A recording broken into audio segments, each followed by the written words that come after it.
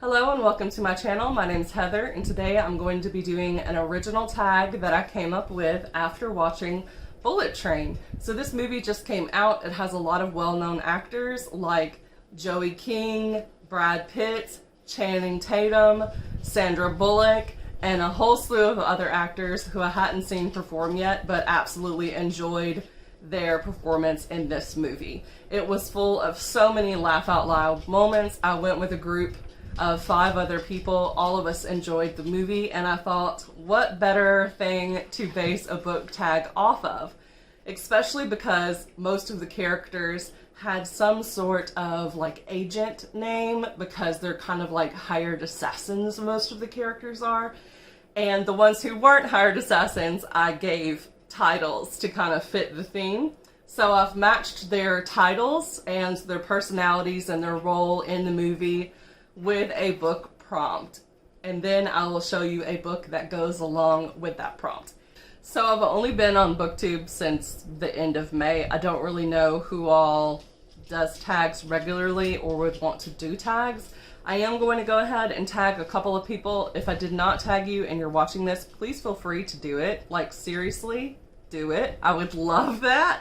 And then just, you know, if you could credit me as the originator of the tag so people can find the original video in the description, that would be awesome. And also, if you do the video, please come back and like comment and let me know, because I would love to go and see it. And I might make a playlist for the tag and link that in my video so that everyone can see everyone's version of it if they enjoyed the tag.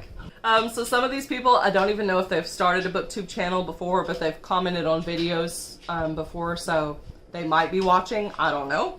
So I'm going to go with Vidanya Silverscribe, Booktube with Amy, Books to Ashes, who I will say is my current favorite Booktuber right now.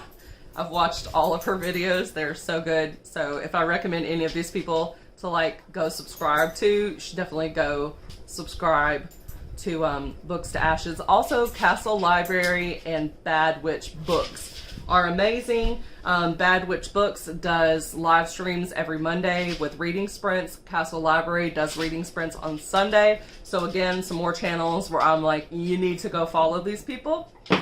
Then we've got Amy Marie, Rustic Pages, Reading This Life, Ara Moose, Duncan McCurdy, Marta Morrison, Mooskin Siddiqui, Kelly Reads a Lot, Crimson Whispers VA, and Bookish Nisha.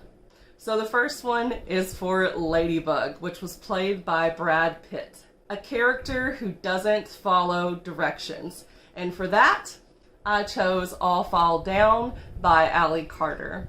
This one has a girl who's, I believe it's her granddad, works for the U.S. Embassy in this town where pretty much all of it is just embassies for different countries.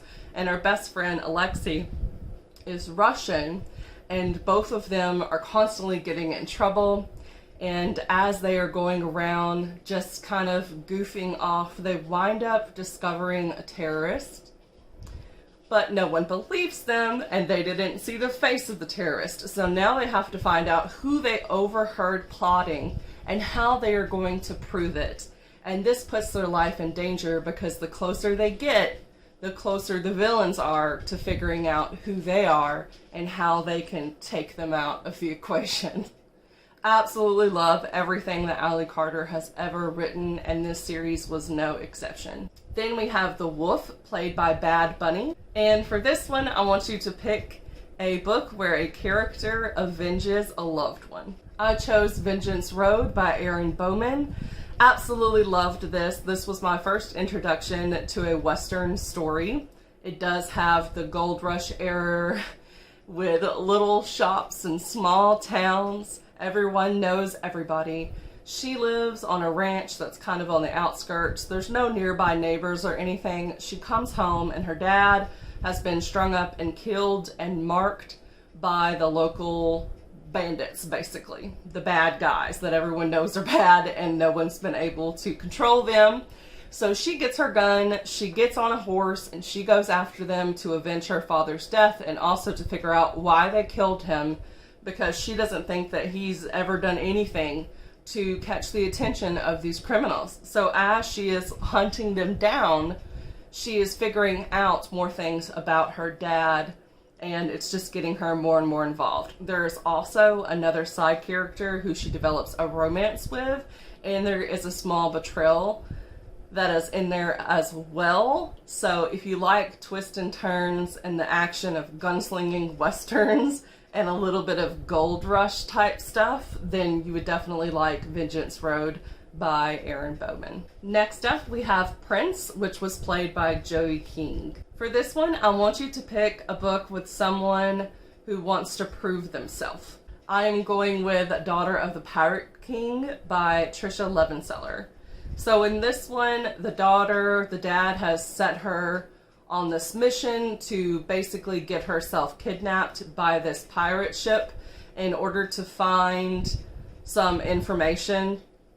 And I think there's literally like a piece of a map that she needs to find that they believe is hidden on this ship. It's been a little while since I've read it, but absolutely enjoyed it. She will pretty much do anything and put herself in harm's way in order to prove herself to her father, which definitely suits Joey King's character, the prince.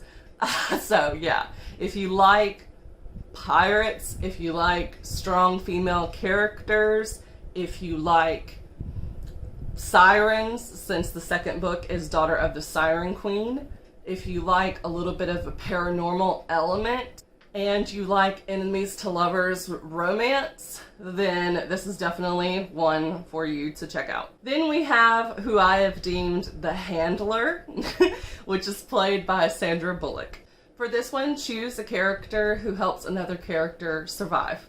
I am going with Under the Never Sky by Veronica Rossi. Absolutely love this one. Honestly, if you like Ready Player One, you will like the technology that's in this story. And if you like kind of a little bit of the outdoor settings of other dystopian novels where they're traveling through dust and there's not a lot of water nearby and they're just like fighting to survive, then you will also like this series. So this character, she lives in a dome. It's very high tech. It does kind of have the same kind of world that Ready Player One has, as far as they have these eyepieces where they can pull up whatever data or information they want. It's kind of like the Oasis as well, because they're all cramped in this small place, but this eyepiece allows them to like see themselves in a big theater and performing. It's just like the Oasis, and this came out way before that. So it's like the original Ready Player One, but where the adventure that takes place is actually when the girl gets outside of the dome. And there are these electric storms that could easily just annihilate you if you get hit by a bolt of this electricity. So she winds up outside of it, and there are these other people who have lived outside of the dome for hundreds of years. So they've learned to adapt and how to kind of see these storms. And so she does wind up having a special ability that she's not expecting that kind of comes about when she gets outside. There's also period representation. I know that sounds weird, but like periods are hardly ever mentioned in books. And with this girl, when she was living in the one place, she wasn't getting a period. And then whenever she ventures out into like the real world, her body gives her a period for the first time and she thinks that she's dying. And then the male characters who find her are having to explain to her that she's not dying, and they are there to aid her to survive, even though she is the enemy, because the people of the dome have been kidnapping the people who are able to live outside the dome to research them and figure out why they're able to survive, if there is something biologically different about them that allows them to do so. So this book has a lot going for it. It is absolutely a series that I would love to reread at some point, and if you haven't tried it out yet, you really should. This was like the dawn of dystopian. It still feels fresh, so definitely try it out. Next up, we have two hilarious characters, aptly named. to fit their hilarious personalities. We have Tangerine and Lemon. So I will tell you a little bit about Tangerine because it's just too funny. So, well, I'll tell you about both. So Tangerine and Lemon, everyone calls them the twins. And they are brothers who have grown up together. One of them is white, one of them is black. And they both came these like agents that take people out. Very different personalities. And Tangerine says that he can read people. He learned everything that he needs to know about people by watching Thomas the Tank Engine. And he carries around a sticker book with the different characters from Thomas the Tank Engine. And he will like read you and he'll stick it on you. And this is so cool because it actually winds up coming into the climax of the movie where the sticker reveals a key detail to another character. So it was absolutely hilarious. And then do not walk out of the theater without watching the credits, because there is a credit scene that has one of these characters in it and you will just flip your lid. It is so funny. You have to stick around for the credits to see this, but I don't want to tell you anything else. This was played by Aaron Taylor Johnson and Brian Tyree Henry. So that's the two people that played Tangerine and Lemon. And the prompt is a book with some siblings. So I'm going to go with the Quarantine series. The first book in it is called The Loners. This is also a dystopian novel with some sci-fi elements as well. So there is this guy who like escapes this scientific center, and he has this contagion like in his body where when he comes in contact with the school, it makes it to where all of the adults basically puke their lungs out and they die. So you can only survive if you're younger than 18. So the school itself gets quarantined because they figure out that this is where the kid escaped. And they don't want any of these teenagers to be let loose because now they have been infected and they will kill any adult that they come in contact with. And there's really nothing that they can do about it. So in order to survive, all of the cliques within the school are joining up together and they have different roles that they're taking. So the two brothers, they wind up hiding in an elevator and not joining any cliques. The one guy, he's been disassociated with his friend group because he used to be this all-star football player and he quit. And people are mad that he quit. And then his younger brother, he's just kind of started school there. I believe he's a freshman, and he also has epilepsy. And he had had an attack one day, and he wound up peeing his pants. So no one wants to associate with him. And they both wind up having a crush on the same girl as well. So lots of drama, lots of teenage angst, and definitely, I guess what you would call that one thing that like everyone had to read when they were kids, but I didn't, Lord of the Flies or whatever, where these kids are like at each other's throat. Some of the groups that they have you would find very non-politically correct, but they were so fun to read about. So for instance, there's like the cheerleaders, there's the jocks, there's the nerds and like the geeks, like the theater people and all of that. And then there's literally a group called the sluts.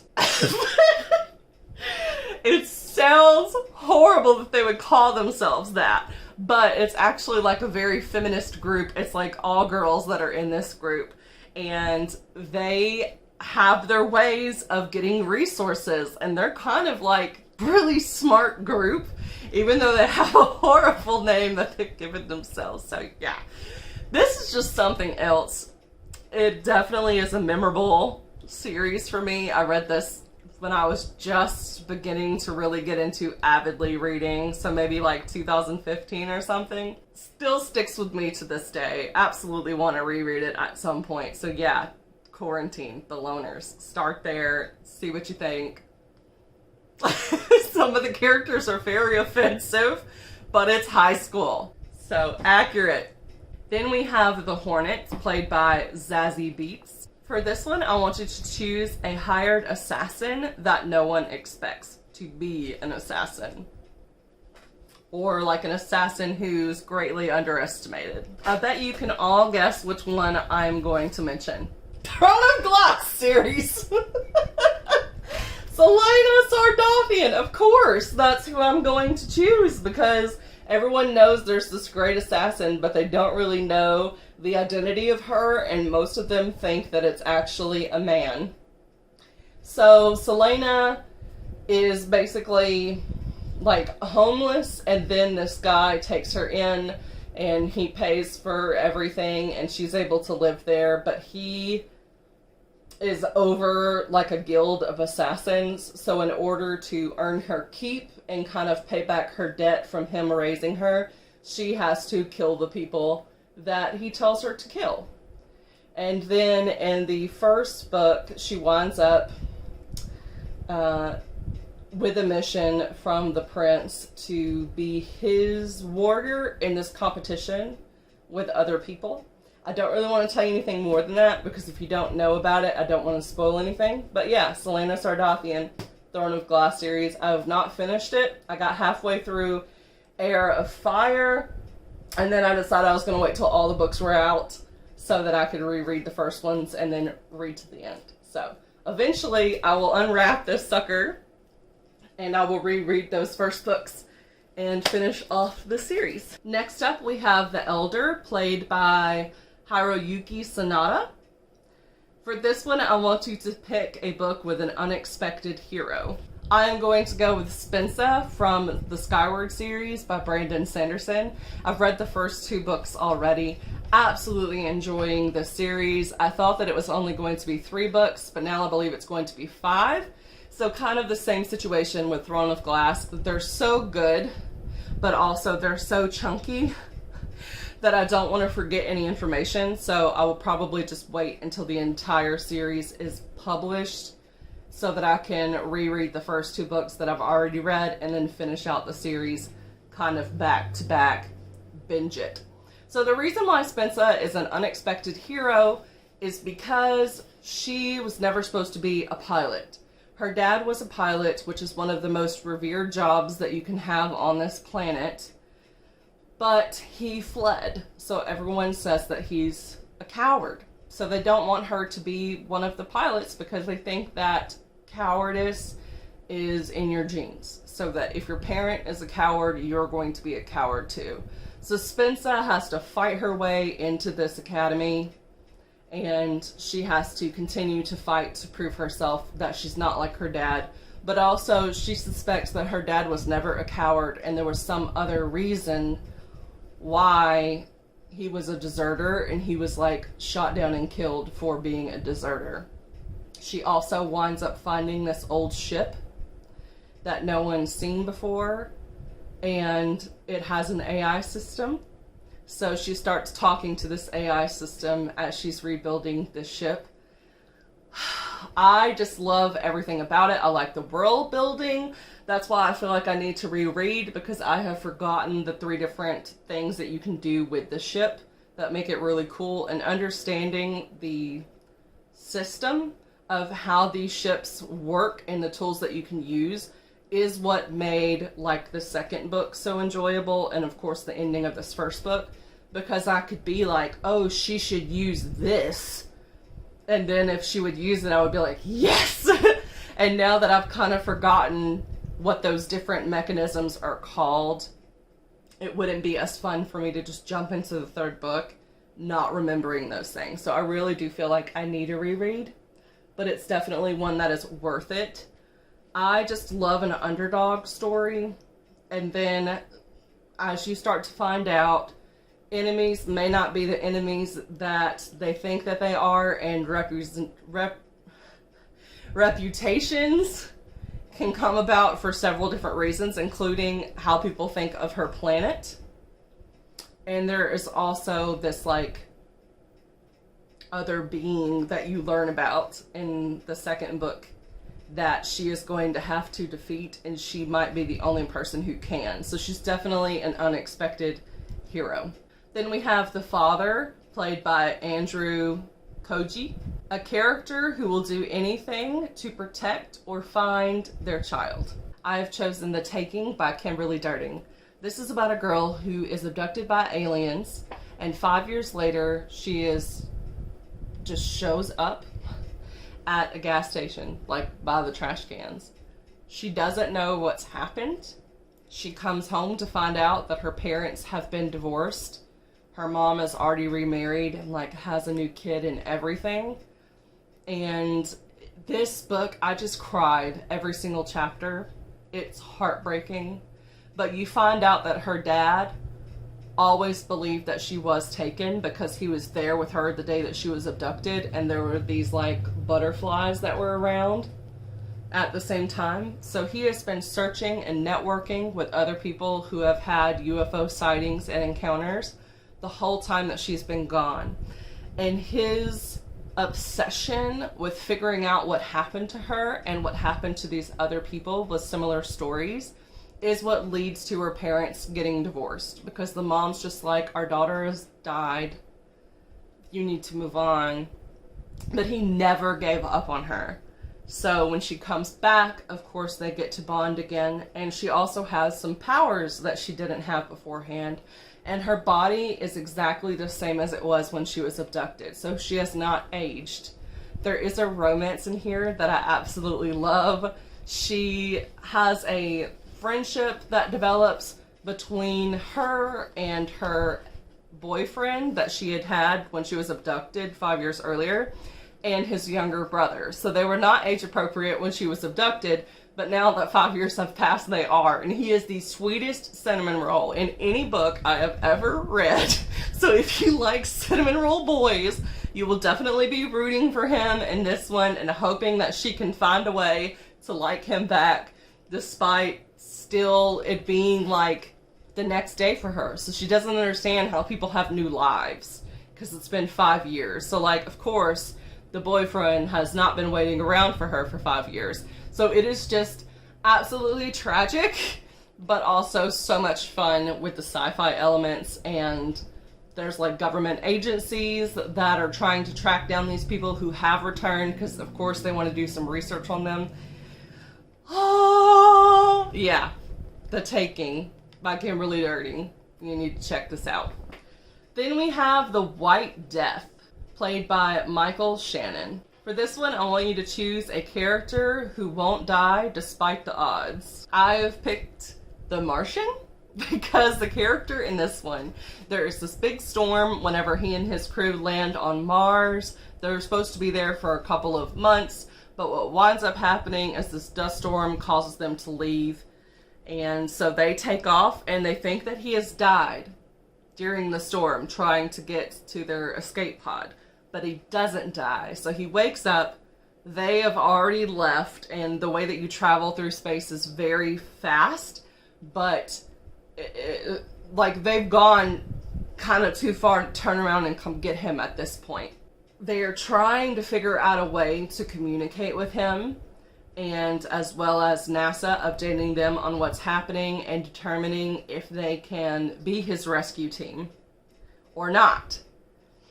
So they're having to cooperate with other space stations at this time, and Watney, which is the character that's in here, he is having to figure out how to survive because they've left with the supplies. So there's not like a whole bunch of stuff in the hub.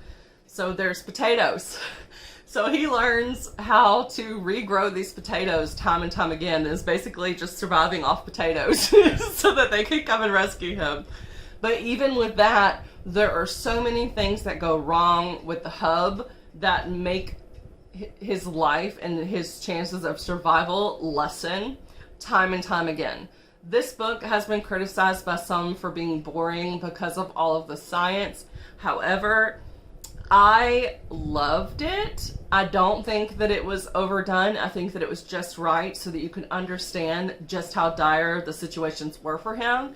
And when he was making these decisions, even if they turned out okay, you experience the terror in knowing that there's a possibility that he can die if he's off by one measurement, because he tells you, like, if I get this wrong, there's gonna be an explosion.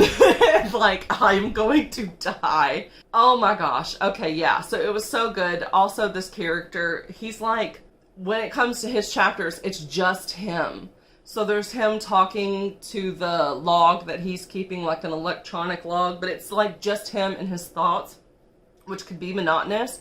But he has so much dark humor that you will probably find yourself laughing out loud with him striving to survive. So I really liked it. I felt like the movie was good, but not as good as the book. And a lot of times I actually do like the movies more than the book because I don't like stuff that drags. And sometimes the actors are able to portray more emotion than you get from the book. But I thought that the book was just, had more humor moments, and everything seemed much more dire with the book. So I really, really, really enjoy this and recommend it. Now we have a character who is just called Annoyed Passenger, but I have renamed them the Karen. And this was played by Nancy Daly. So for this one, I want you to pick a book with an annoying character, or just a character that you despise for whatever reason. I went with Atonement. Oh, my. So these two people that are on this cover, they fall in love with each other, but then the guy gets accused of sexually assaulting her younger sister.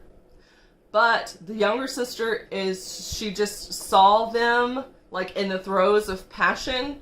Maybe she was a little jealous. Maybe she didn't understand what she saw. But then she goes on to accuse him of doing this horrible act. And he gets sent off. And they're basically like, you're going to be in lockup or you can go fight the war. So they send him off to war, which is what's happening there. And this is all because Brienne told a lie. And so, of course, that causes big struggles between Brienne and her sister, who is like, I know you're telling me that he did this, but I just can't believe it, because she's in love with the guy. She's like, I don't understand why he would do that. And yeah, so this is just like a heartbreaking wartime story that kind of shows the long-lasting effects of being accused of something you didn't do. And that it is a serious thing to accuse someone of doing something that they didn't do.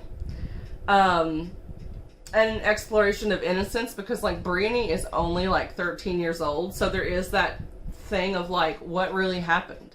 So this was one I had to read for like just like a English class that I had, where we read novels and watched the movies afterward. Oh, I haven't reread it since then. It's been like 10th grade. So we're talking a long time, over a decade since I have read this. But I think I probably will read it at some point. It's interesting. I've only ever seen 2 stories that kind of deal with one of the characters accusing someone falsely of something that they've done. This one is more so where I think with Brienne, it's just hard to kind of figure out like what her motives were for doing it. And then with the other one I did, it was like this guy was a bad guy, but he didn't do that thing. And this person just never told people that what they thought happened wasn't true. So she let them believe the lie, whereas this one was like directly telling someone the lie. But yeah, that's what this story is about. Then we have another character who wasn't named, so I'm just going to call them the passenger. This was played by Channing Tatum. It was a fairly small role, but it was a hilarious role. And in this one, Ladybug, which is Brad Pitt, asked him to change clothes with him. So that's where I get the prompt from, which is a book with a character who is in disguise. I'm going to go with Defy by Sarah B. Larson. So with this one, she is actually pretending to be a boy, because when she was younger, there would be these raids and they would take the women and children and put them in brothels. So she had a brother around the same age, so he helped her chop off all of her hair, and they looked similar since they are siblings. So she pretended to be Alex instead of like Alexa or whatever her name was originally. So she pretends to be Alex. She becomes one of the guards to the prince, and then the prince is kidnapped very early on in the story. So she sets off to rescue him, and she's also having to keep her identity secret, because if they find out that she's a girl, not only could there be dangers to her from the other guards, but also she could be thrown into the brothel. And the king might take retribution, because if she makes him feel like he was a fool for buying into her disguise, then he could kill her over it. Like, this dude is not good. There is romance in here. There's actually a little bit of a love triangle, but it's one where I feel like you definitely have someone that you want to win. There is betrayal moments as well that are in this story, so that's interesting. The one downside to this series is that it does kind of recycle plot lines from the first book and just tries to do it in a slightly different way in like the second book. So yeah, and then the love triangle, I felt like it could have been fine without the love triangle.